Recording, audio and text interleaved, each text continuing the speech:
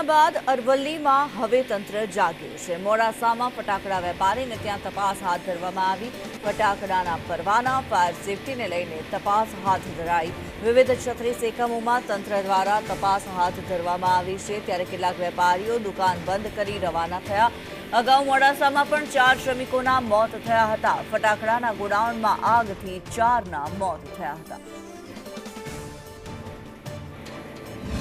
ડીસામાં બનેલી દુઃખદ ઘટનાના પગલે મોડાસા સબ ડિવિઝનમાં આવેલા કુલ 36 ફટાકડા સંગ્રહના પરવાનેદારોની તપાસ આજે હાથ ધરેલી છે।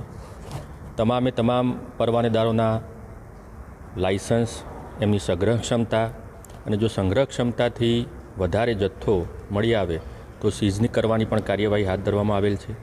તમામ પત્રકાર મિત્રોની સાથે રાખી તપાસ હાથ ધરવાથી પારદર્શિતા જળવાશે અને મોડાસા સબ ડિવિઝનમાં આવી કોઈ ઘટના પુનરાવર્તિત ન થાય એ માટે તકેદારીના પગલાં રૂપે આજે વિઝિટ હાથ ધરવામાં આવેલી છે। ડીસામાં ફટાકડા વેપારીના ત્યાં ફેક્ટરી બોમ્બ નીકળતા જે વિસ્ફોટ થયો, જેની અંદર 21 નિર્દોષ મજૂરોના જે મોત નીપજ્યા હતા, ત્યારબાદ સમગ્ર ગુજરાતની અંદર જે કોઈ ફટાકડાના વેપારી તમામના ત્યાં તંત્ર દ્વારા ચેકિંગ હાથ ધરવામાં આવ્યું છે। દ્રશ્યમાં સ્પષ્ટ જોઈ શકો છો કે અરવલ્લી જિલ્લાના પણ મોડાસા ખાતે કુલ 36 જેટલા એકમોમાં પ્રાંત અધિકારી સહિતની ટીમ દ્વારા તપાસ હાથ ધરવામાં આવી છે। અલગ અલગ જગ્યાએ તપાસ હાથ ધરી છે। કેટલાક વેપારીઓ અધિકારીઓની તપાસ હાથ ધરાઈ એ જાણતાની સાથે દુકાનો બંધ કરીને જતા રહેલા છે। કેટલાક જે વેપારીઓ એમના ત્યાં હાલ તપાસ હાથ ધરવામાં આવી છે। ખાસ કરીને પરવાનો જે છે એ નિયમિત છે કે નહીં, ફાયર સેફટીથી લઈ અનેક પ્રકારના જે વિવિધ મુદ્દાઓ છે એ તમામ મુદ્દાઓને લઈ અને પ્રાંત અધિકારીની ટીમ દ્વારા મોડાસા શહેરની અંદર તપાસ હાથ ધરાઈ છે। શૈલેષ પંડ્યા, સંદેશ ન્યૂઝ,